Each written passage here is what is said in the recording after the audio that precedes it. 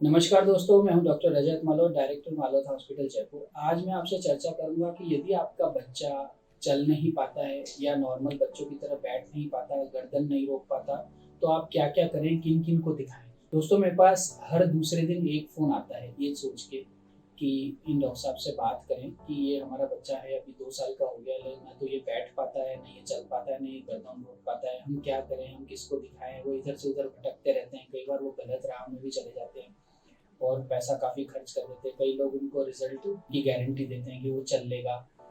दोस्तों, मैं आपको कुछ बेसिक इस बारे में बताऊँगा कि आपको क्या करना चाहिए, किस तरीके से प्रोसीड करना चाहिए। ये वीडियो कतई ये नहीं कहता है कि आपका बच्चा 100% चल लेगा। मैं इस चीज़ की बिल्कुल गारंटी नहीं लूँगा। हम सिर्फ़ ये आपको बताएँगे कि इस तरह की कंडीशन से आप जूझ रहे हैं, तो आप एटलीस्ट सही डायरेक्शन में जाएँ और आपको सच्चाई से रूबरू कराएँ कि बच्चा ज़िंदगी में कभी चल भी पाएगा कि नहीं। या हमें प्रयत्न करना चाहिए पैसे का, अपने परिश्रम का, अपने समय का।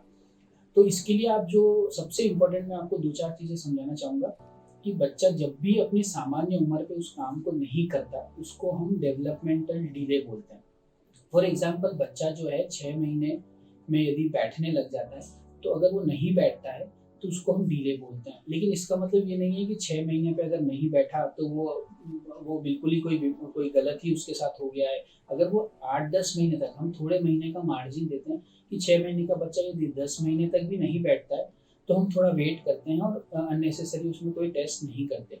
लेकिन 6 महीने का बच्चा यदि आपको 2 साल तक बैठ भी नहीं पा रहा है, तो ये डेफ़िनिटली एब्नॉर्मल है। यदि 2 साल पे या 3 साल तक बच्चा बिल्कुल खड़ा भी नहीं हो पा रहा है, तो ये एब्नॉर्मल है। तो माँ-बाप यदि आप देख रहे हैं कि 2 साल का आपका बच्चा हो गया है और वो बिल्कुल ही बेड पे पड़ा रहता है, वो बिल्कुल गर्दन नहीं रोक पा रहा और वो बैठ भी नहीं पा रहा, तो ये एब्नॉर्मल है।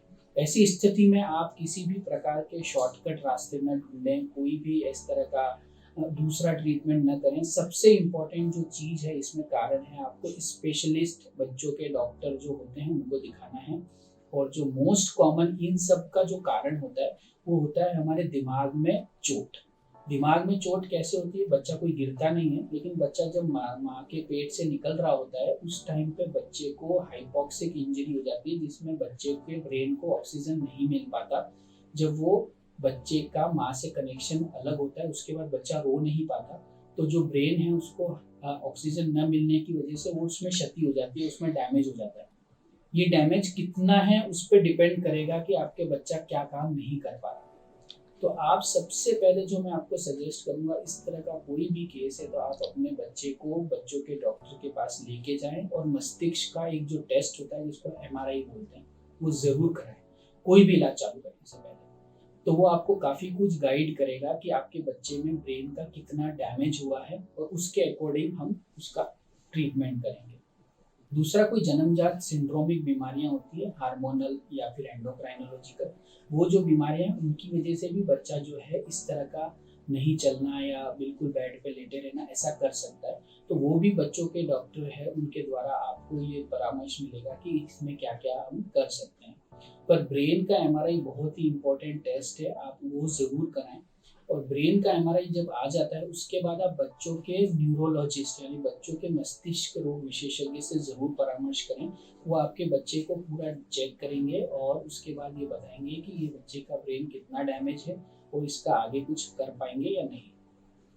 अगर वो आपको ये बोलते हैं कि आपका बच्चे के ब्रेन जो है उसमें इतना-इतना डैमेज है और आप एक्सरसाइज़ेज़ करवाएँ, तो उस टाइम पे सेकंड जो आपको करना चाहिए वो है बच्चों के जो फिज़ियोथेरेपिस्ट होते हैं, उनसे आप अपने बच्चे की एक्सरसाइज़ करवाएँ। एक्सरसाइज़ में बच्चों को वो स्टेप बाय स्टेप गर्दन रोकना, बैठना, सपोर्ट के साथ खड़ा करना, सपोर्ट के साथ चलवाना और फिर इंडिपेंडेंट चलवाना, इस तरह की प्रोग्रेस अपने को करनी पड़ती है। और दोस्तों, ये कोई रातों-रात का काम नहीं है कि हमने 5 दिन कराया, रिज़ल्ट नहीं आया।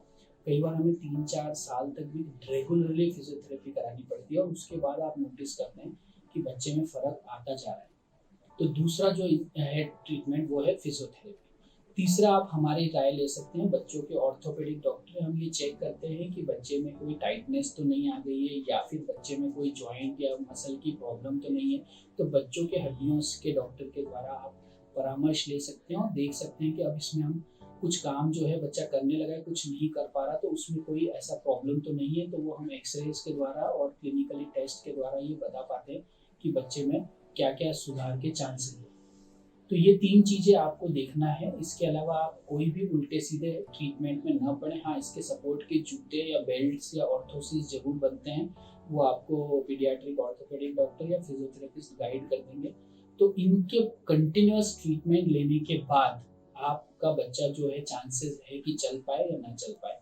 लेकिन आपको अपनी तरफ से ये प्रयत्न करना है कि आप सही दिशा में जाएँ। उल्टे-सीधे कोई भी कमिटमेंट्स या उल्टे-सीधे कोई भी पद्धति का इसमें काम नहीं करता है। इसमें मेन जो काम आता है वो ब्रेन्स का ओपिनियन, उसके बाद एक्सरसाइज़ेज़ और उसके बाद बच्चों के हड्डियों को डॉक्टर के द्वारा ये डिसाइड करना कि ये इसके जॉइंट्स में कोई प्रॉब्लम है या नहीं।